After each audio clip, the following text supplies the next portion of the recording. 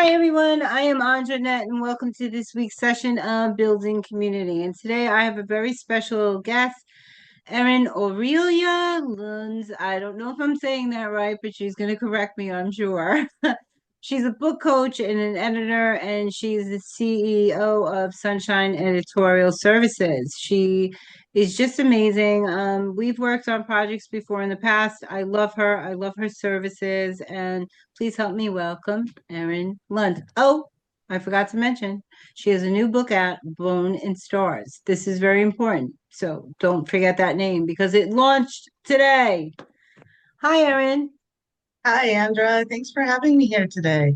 It's a pleasure to have you. So I know you've always loved poetry and it's something that you do. So you write for Moon.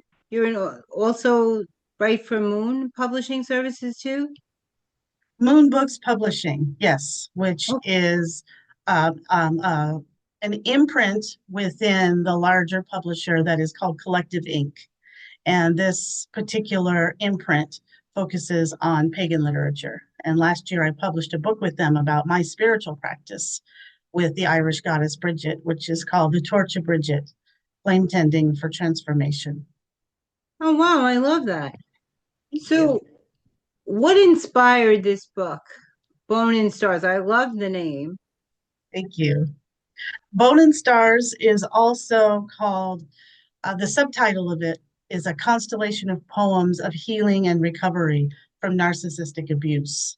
And what inspired these poems is the abusive marriage that I left and the abusive man I was married to, and the kind of abuse that I was subjected to by him that for a very long time during that marriage, I did not know. I did not understand. It's a kind of emotional and psychological abuse. It doesn't leave physical marks. I was never hit, so I did not know for a very long time I was being abused.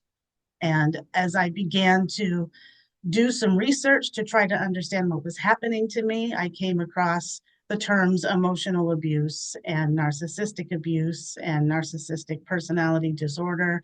And they were so eye opening for me. I suddenly understood exactly what I was experiencing. And I also happened upon the website of the YWCA that talks about domestic violence and how it manifests in a variety of ways, not only as physical abuse, but as emotional abuse, mental abuse, psychological abuse, financial abuse. These are all forms of domestic violence. And this is what really woke me up to realizing that I was in a bad situation and I had to leave. And when I left, I was in survival mode. I had to do all of the things all at once that I hadn't done. I had to find a new place to live. I was just finishing up a Montessori teacher training program and I needed to find a job. And I hadn't been out working for the 20 years, most of this marriage. I was home raising kids and homeschooling my boys. And I was doing all the big things. And it wasn't until about a year after I was out when I reconnected with some music from a band I'd listened to in my youth that my poetry voice suddenly came back to me. And that was a revelation. I had been a prolific poet in my youth. And for 20 years, I didn't write poetry. And it wasn't until I started writing again that I realized that the time that I didn't write correlated with the time that I was married to this person and enduring this kind of abuse. And that in order to survive, I pretty much gone numb inside. And when you're numb, you're not in touch with your feelings and your emotions. And those are the places that poets write from. So it wasn't until I was out and my system knew that it was safe to feel again, that that numbness began to thaw and I began to feel, and the music helped me feel. And as soon as I did, it helped. I just said, I suddenly wrote a poem. And then the next night I wrote another poem and then another poem. And then they just fell out of me in this torrent. So this book contains poems that I've written over several years that helped me to understand what I had been through. Because without physical marks, it was very hard for me to know. So I had to sort of get that idea out of me, out on the page for me to really see it and understand it and process it. And I had to use language that correlated with abuse and violence, even though it wasn't physical violence I experienced, because it was a violence that was done to my spirit, to my soul, to my person. And through the process of writing, I was able to better understand what had happened and better understand how I was coming through it and find healing and recovery in the process of the writing. So it's a very big deal for me that this book is published and out in the world to help give others in similar situations something to look at, to say, oh, I recognize this. This is a thing that actually happens to people, because I didn't have anything in front of me to help me know. So I hope that these poems will help others know if they're in this kind of situation, and to know that they can get out and they can be free and they can recover themselves and become whole again. I love what you're saying. It's such an inspiration. I was in an abusive relationship for a long time, and I think that as women, we're expected just to move through it and just accept it and to tolerate it and not really process it. And then I think that if we don't process that, our future relationships will be repetitive type relationships without really understanding the context of what we have just been through. Right. So I made a commitment to myself to stay by myself because when I looked back, I had always been in a relationship. So um, I'm an avid journal person. I write all the time. So I know how powerful it can be to reflect on that. But it's also very painful. So I don't want to make light of that because you do have to revisit. A lot of people say you don't have to look at the trauma to get through it, but you really do have to understand the depth of it and really come through it. You definitely do have to revisit it. So Mm-hmm. I love that this is out there. I think this is going to inspire so many women and really help them identify that because there are so many different kinds of abuse. And people do tend to feel like if it's not physical, it's not. And the physical heals quickly, where the emotional takes so much longer, Mm-hmm. to really heal. So I'm really glad you brought that out. So what's next for you with this book? It's just out in the world, and I'm excited and I'm celebrating. And we'll see what comes. Okay, so you've done this through another publisher who how does it feel to be an international best-selling author? Because that's what's coming next. That's what I'm leading towards. Well, we'll see. It's not anywhere near that yet. So, everybody watching, run out and buy your copy, and that's what will Yes, we help we me can get to help that her. position. Yes, we can absolutely help her get there. Yes, the publishing company you're with has their reputation precedes them that the books that they do are international bestsellers. So, I've worked with them before in the past, so I think you're heading that way. So, and I've read some of your writing because you have written other stuff, and I've seen it on your Facebook page and some of your, you're on Instagram and you have some stuff there. But how can people connect to you? Because you're also a book coach. So how would you what would you say to inspire people? Because there's so many people out there today that never thought publishing was possible for them. I was certainly one of them, and now I'm publishing my own, right? So, but so many people don't think that that's available to them because when we were kids, we were told that those are dreams, and I mean, I'll never be a Stephen King, maybe, right? I don't aspire to be Jack London or anything like that, but I know what a feeling it is to put your words down and be able to inspire and help people heal through that, right? So, what would you say to someone who is thinking about becoming an author? I would say do it. It's definitely possible in the world today. There are multiple avenues of publishing now that weren't available in past generations that make publishing so much more accessible. And through doing that, you bring a part of yourself to the world that, like you said, inspires others. I'm a nonfiction book coach and editor. So I work with writers in the spaces of self help and memoir and personal development. And these are the kinds of books that are written to inspire people to do inner work on themselves, to find their best selves, to bring their best selves to the world, or to share their own personal stories of healing and recovery. And these kinds of books, I think, are the most inspirational books. They help others who are struggling to see that they can come out the other side. And it's important if you have a story like that, or if you have a technique of healing like that, to bring it out into the world because so many people do need it. And if you don't know how to get started, that's what people like me, book coaches, help with. We help you think through your concept, figure out your main idea, figure out your key audience, give you a process for looking through and outlining that book and how to begin writing it, how to begin writing to the people that you most want to speak to and inspire. So don't feel like you can't do it if you don't know how, because there are people in the world like me who can help you know how. And there are, again, multiple publishing options to take to bring a book into the world. I love that. So take me through the process of that. You said you help them outline it and stuff. So if someone comes to you with a concept and what they I guess they tell you their vision, what they really want to portray with the book and their thoughts, and then you develop an outline and help walk them through that process. Is that correct or along the Yeah, lines of yeah, yeah. for And sure. so I know that I've spoken to a lot of people that struggle with just putting the words to paper.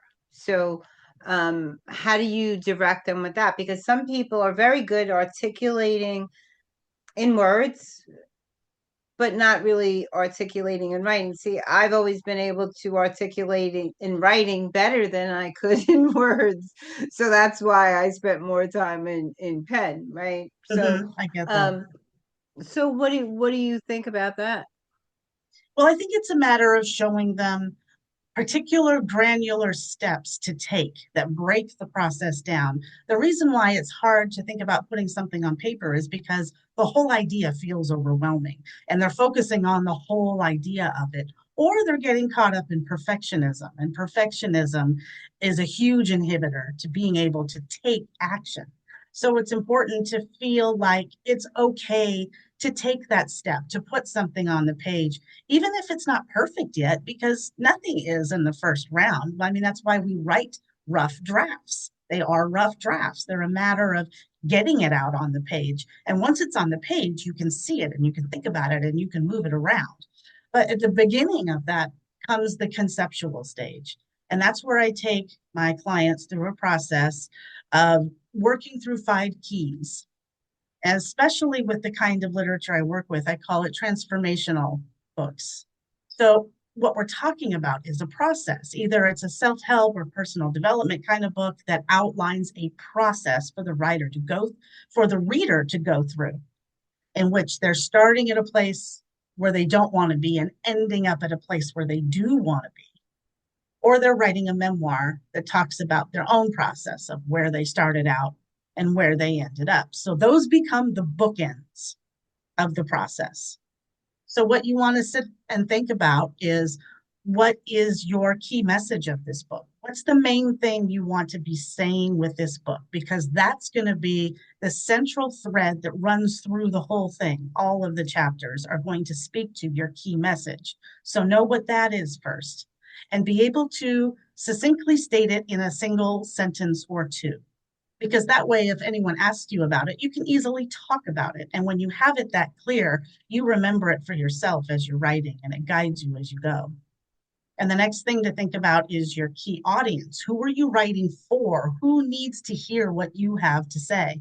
Because no book exists for everyone, it's for particular people. So, who are those people? What are they going through? And what do they need? And what are they looking for?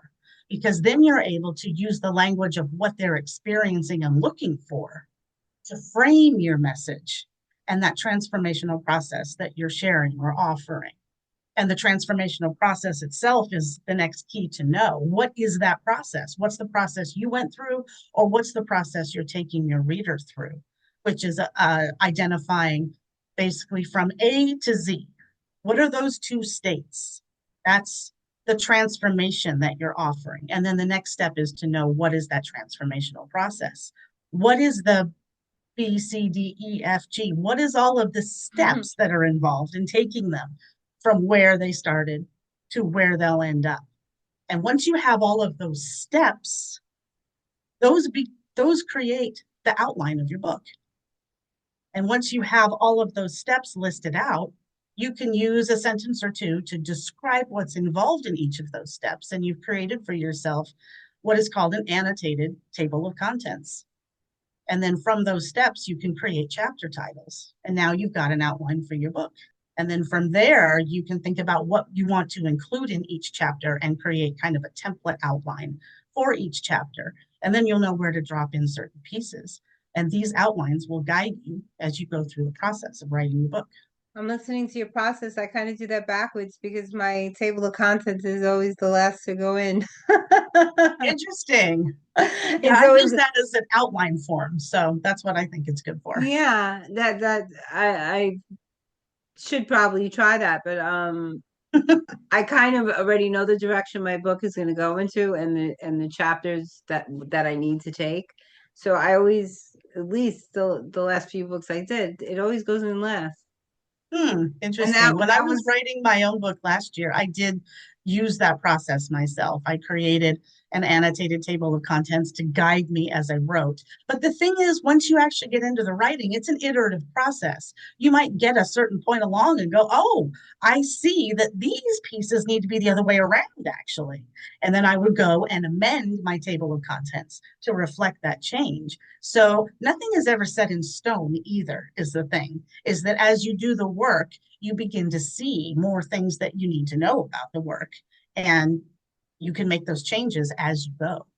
I love that because writing is a process. So a lot of Exactly. people, everybody has a book in them, but I feel like if you write about something that's dear to you, that it's easier. Like if and I don't mean dear just like happy dear, but if something strikes a chord in your heart or something you feel really strongly about something, I think it's easier to write about those things than just go out and say, hey, I'm going to write a book on this, right? So, especially something you have no knowledge on. So, I think it's better and people do attempt that, right? So, but I think that it's more personal, and I think you share more from your heart, and I think that seeps through the papers. I've always loved being trapped in a story, and I don't know how that might sound to other people, but certain authors were always able to do that. Jack London was one of those authors, where I would get so involved in his books that I could visualize what was happening in those scenes that he was creating in those words. And Mhm. um, I just love that I could, steal away, and envelop myself in a good book. So Mhm. I think it's great. I love what you're doing. And as far as, I mean, you wrote the book to escape from narcissism. It's your story about something that you went through in your life. But what would you say to women that are going through this now? I would say you don't have to stay. You don't have to be there. And I think that's an important message to hear because, like you said, you're right. Women are conditioned to acquiesce to the men in our lives, to take on all of the emotional labor in a relationship. And I know that's what I was doing. And some of us also come from a place of maybe fear of abandonment, and that can play into it too. Like, I just don't want you to leave me, or I don't want you to take your affection away from me. Um, so it's a matter of understanding that we get to be the determiner of our own destinies. We get to choose what we have in our lives. And if we can see that abuse is in our life right now, we can choose to walk away from that and no longer accept it into our lives. And we don't actually need to always make nice with people who are not with us for our best interest. These are the kinds of people who are Narcissistic people, they are in relationships in order to overpower their partners, in order to dominate their partners. They're with people who they feel are inferior to them so that they themselves have a way to always feel superior. And we don't have to exist in a relationship in which that kind of role is projected onto us. We just don't.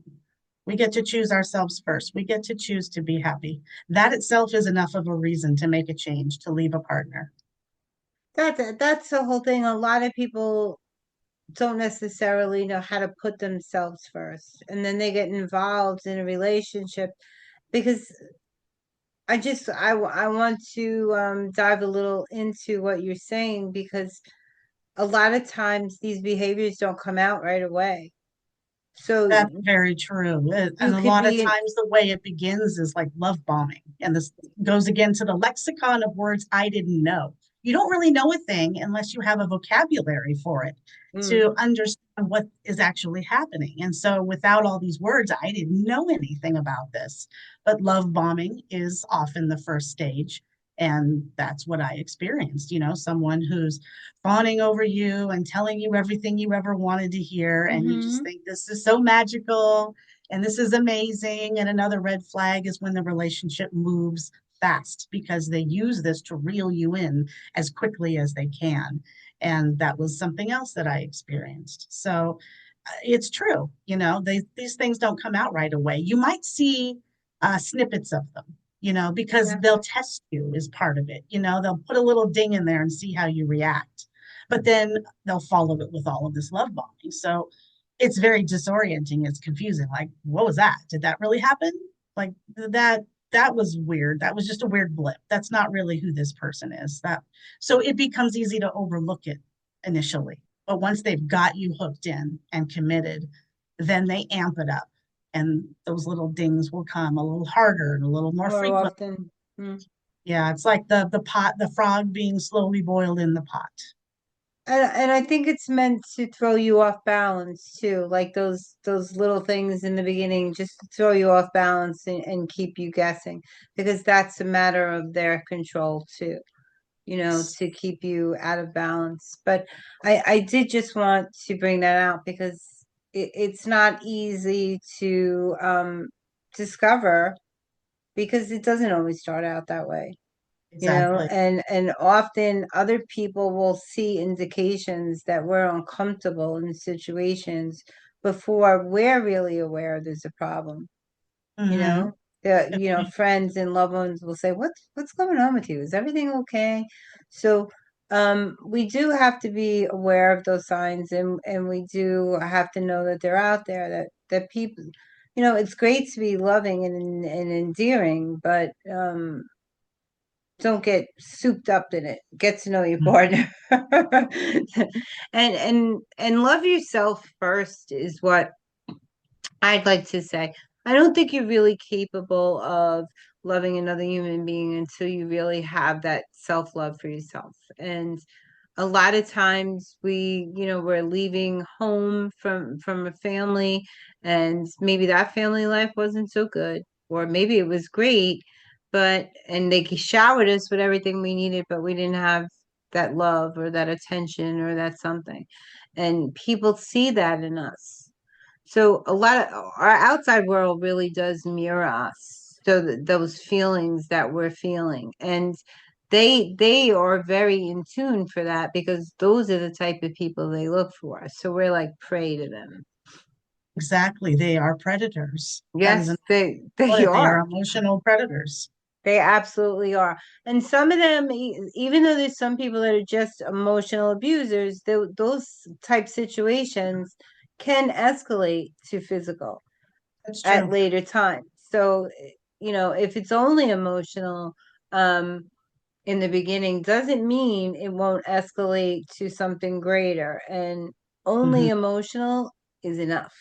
It So, is enough. it is enough. So, own your worth.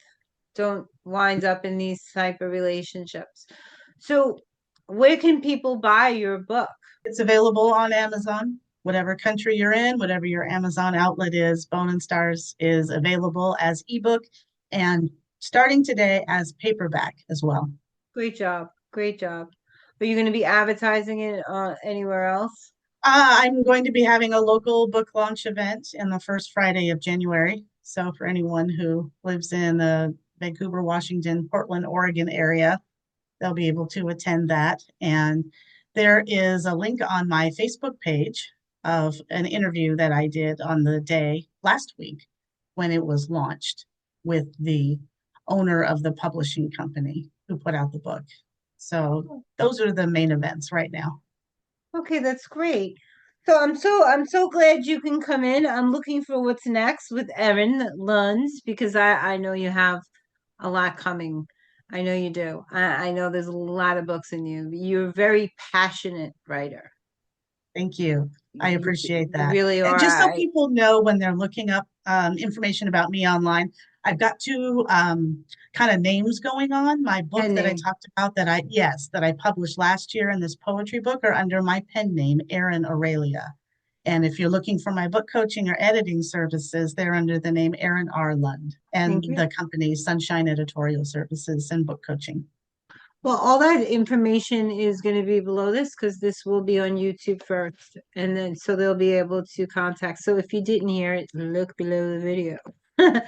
So I want to thank you so much for coming and joining us today. I love what you're doing and keep spreading joy in the world and putting your stuff out there. It's going to help a lot of people, okay? Thank you so much. Thank you for having me on today. I really appreciate it. Good night, guys.